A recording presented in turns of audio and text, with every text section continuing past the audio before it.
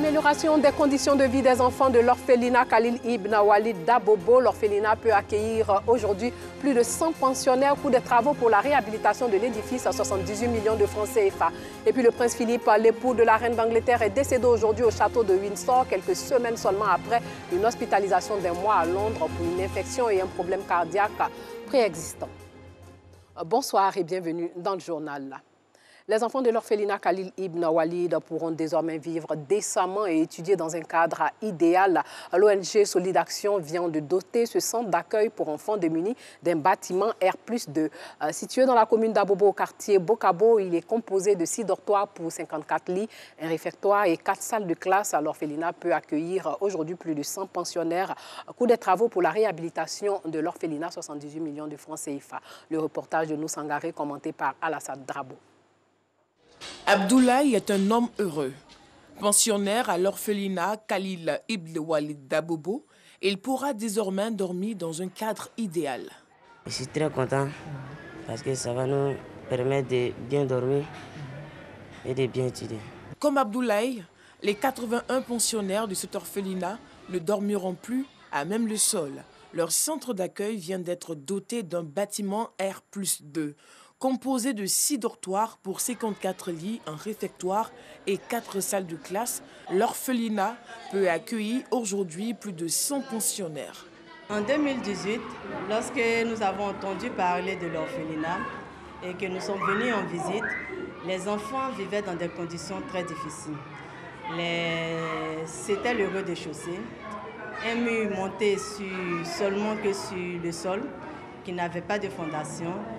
La journée, les salles servaient de salles de classe et la nuit, ils montaient les bancs, ils mettaient des nattes, des pagnes et se couchaient à même le sol. Et lorsque nous avons vu cela, nous avons décidé de donner un cadre de vie très agréable à ces enfants. Démarré en janvier 2020, la construction de ce bâtiment a pu voir le jour grâce à l'organisation non gouvernementale Solid Action. Que voir des enfants dans des conditions déplorables, on ne le souhaite à personne. Donc on a décidé avec tous nos amis, tous les amis et à travers nos contacts, de se mettre ensemble pour construire cet orphelinat-là, pour permettre à ces enfants-là d'être dans de bonnes conditions. Le coût des travaux pour la réalisation de l'édifice s'élève à 78 millions de francs CFA et la Fondation Petrosi y a contribué fortement. Dans le vaste programme social du gouvernement, les sociétés d'État comme Petrosi Holding apportent leur pierre à travers leur fondation. Et c'est un travail de longue haleine sur lequel nous sommes tous engagés. Et nous sommes très heureux de pouvoir apporter cette pierre ici, dans un quartier qui en a besoin et pour des enfants vraiment démunis.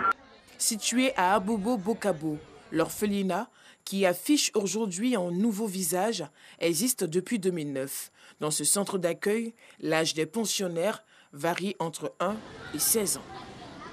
Bilan à mi-parcours des activités de la Jeune Chambre internationale d'Abidjan Prestige et Perspective avec pour vision la symbiose des générations pour une JCI Abidjan encore plus forte. La célébration du 60e anniversaire de la Jeune Chambre internationale d'Abidjan marquant des années d'action communautaire et de formation de leaders a été évoquée lors de l'Assemblée générale. Un bilan satisfaisant, c'est ce qui ressort de l'Assemblée générale à mi-mandat de la Jeune Chambre internationale Abidjan Prestige tenue le mardi 6 avril dernier à Cocody. L'organisation a pu mener 9 activités, à savoir la mise en œuvre de 2 projets communautaires et la tenue de 7 ateliers de formation sur le leadership et le développement personnel. Nous pouvons dire à mi-parcours que le bilan de la Jeune Chambre internationale Abidjan Prestige est satisfaisant, dans la mesure où nous avons réalisé plus de 100% des activités qui étaient prévues. Sur 9 activités prévues, nous avons effectivement réalisé les 9 prévues et nous avons réalisé aussi 3 autres activités qui n'étaient pas prévues pour ce premier semestre. C'est de façon unanime que les officiels et membres présents ont salué ces résultats obtenus par le comité directeur local 2021. Un comité directeur qui ne ménage aucun effort selon lui pour amener la JCI Abidjan Prestige à être une référence. Continuer à faire ce qu'ils savent déjà très bien faire, de toujours respecter le credo qu'eux-mêmes se sont donnés Je pense qu'à travers tout ça, ils pourront aller encore de l'avant. Ils ont encore beaucoup de potentiel, qu'ils restent encore ensemble et qu'ils continuent ce qu'ils ont toujours commencé. La présidente Boni Dameti de la JCI Abidjan Prestige ne compte pas s'arrêter là. Elle entend relever les défis liés à la seconde partie de son mandat. Nos activités phares du mandat sont notamment le projet Prestige Peace qui se réalisera en cours de second semestre. Nous avons également le projet de la construction d'une école maternelle à Téhéri qui a été lancé et qui sera réalisé le 1er mai dans le département de Téhéri à Gagnoa. Nous avons également la célébration de nos noces de bois, nos 5 ans d'existence, qui sera réalisée également le 29 mai 2021. Cette assemblée était aussi l'occasion pour la Jeune Chambre internationale Abidjan Prestige de célébrer ses membres et les membres potentiels les plus méritants. Passation de charge entre Amadou Coulibaly et Sidiki Moko Touré. Aujourd'hui, le nouveau ministre de la Communication, des médias et de la francophonie a reçu les dossiers en cours et ceux exécutés par son prédécesseur. Amadou Coulibaly s'est engagé à consolider les acquis et réadapter les projets entamés par Sidiki Moko Touré. Walter Amadou Ouattara. À travers cette remise de plusieurs dossiers, Sidiki Moko Touré, ministre sortant, remet ainsi ses anciennes charges à Amadou Coulibaly, nouveau ministre de la Communication, des médias et de la francophonie. Toutefois, il ne déroge pas à la tradition. Sidiki Moko Touré expose les acquis sous sa gestion ainsi que les projets en cours. Nous sommes dotés d'un document de politique nationale de la communication des médias pour NACOM 2019-2023. Ce document de stratégie consensuelle nous a permis d'établir le diagnostic de la situation de la communication des médias en Côte d'Ivoire au niveau de l'audiovisuel. La libéralisation du secteur est devenue une réalité avec la création de plusieurs radios et chaînes de télévision. La TNT a été à ce niveau activée le 9 février 2019 au titre des nouveaux médias. Le secteur connaît un début de régulation avec l'implémentation au niveau de l'Agence ivoirienne de presse AIP et de la RTI d'une plateforme collaborative de vérification des faits, fact-checking, afin de lutter contre la prolifération des fausses nouvelles qui gagneraient à être généralisées. Les deux hommes tissent depuis longtemps de bonnes relations professionnelles et fraternelles. Pour le ministre Amadou Coulibaly, c'est un honneur de succéder à ce poste son ami et frère, le ministre sortant. Il s'engage à relever ce nouveau défi. Aujourd'hui, par la volonté du président de la République, je me trouve à la tête de ce département ministériel. Dans un contexte mondial, je dirais, anxiogène, lui, tout le monde parle de la crise du coronavirus qui a impacté tous les secteurs d'activité, qu'ils soient sociales ou économiques de notre pays. Mais il y a également les questions sécuritaires qui en rajoutent à cette anxiété que connaît le monde aujourd'hui. Dans un tel contexte, quelle politique de communication appliquer? Je veux, au titre de vos actions, saluer la PONACOM qui va nous servir de boussole. Le ministre sortant, Sidiki Moko Touré, occupe désormais le poste de ministre des Ressources animales et halieutiques.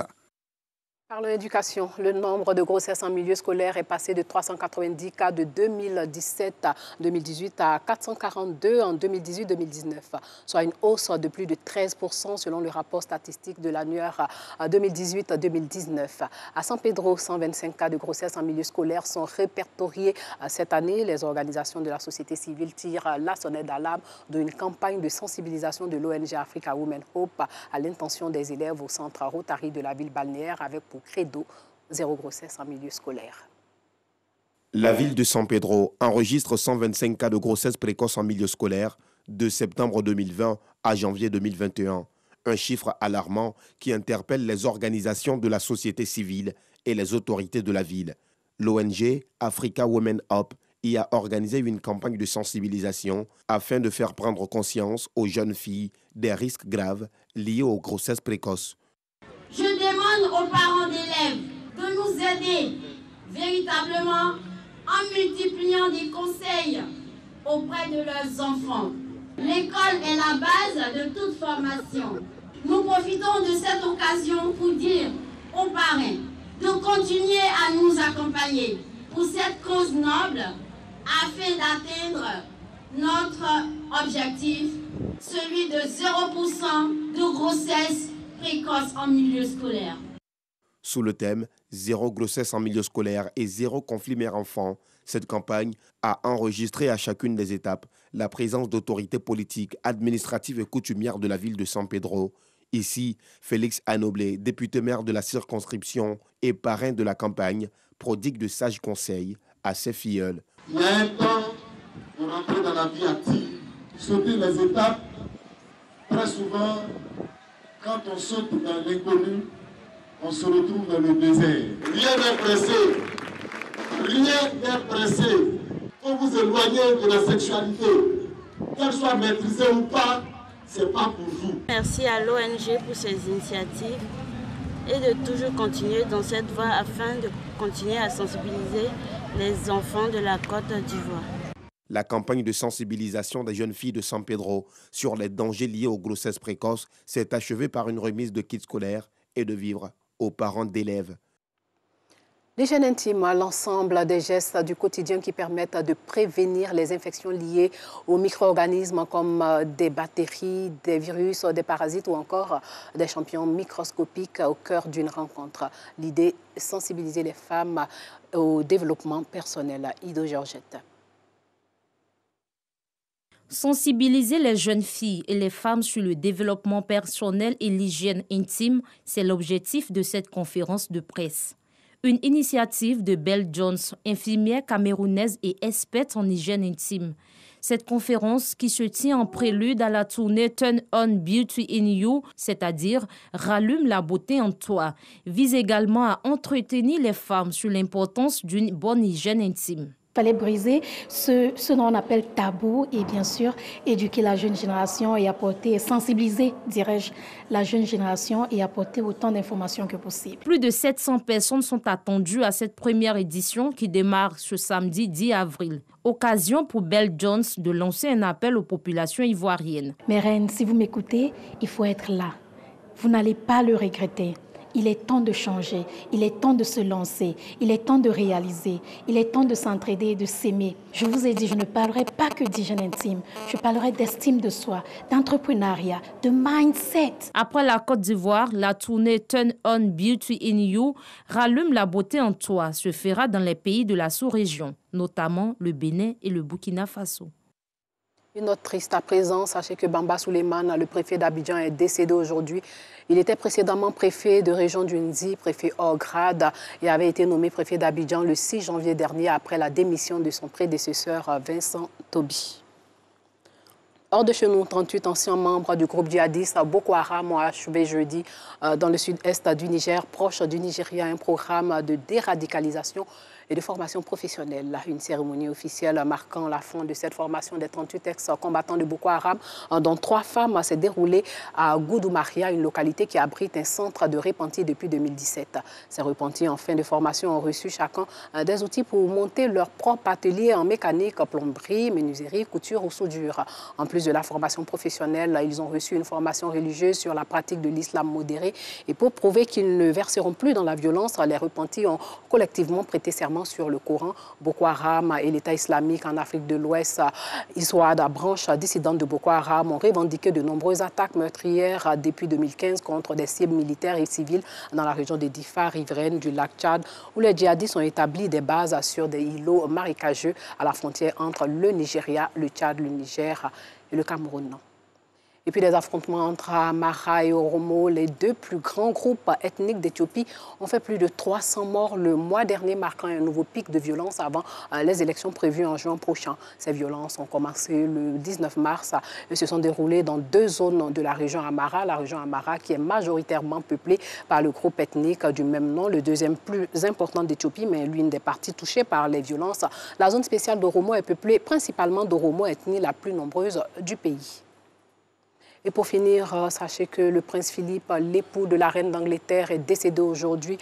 Peu avant son 100e anniversaire, il a fidèlement accompagné la reine Elisabeth pendant plus de 73 ans. Le duc d'Édimbourg, grand amour de la souveraine, s'est éteint au château de Windsor quelques semaines seulement après une hospitalisation d'1 mois à Londres pour une infection et un problème cardiaque préexistant. Philippe est né à Corfou le 10 juin 1921 avec les titres de prince de Grèce et du Danemark. À 18 mois, son oncle, roi de Grèce, est contraint d'abdiquer et son père est banni du pays après la guerre gréco-turque. Avec ses parents et ses 4 sœurs, Philippe fuit à bord d'un navire de l'armée britannique et c'est le début d'une enfance solitaire et agitée entre la France, l'Allemagne et le Royaume-Uni où il est décédé.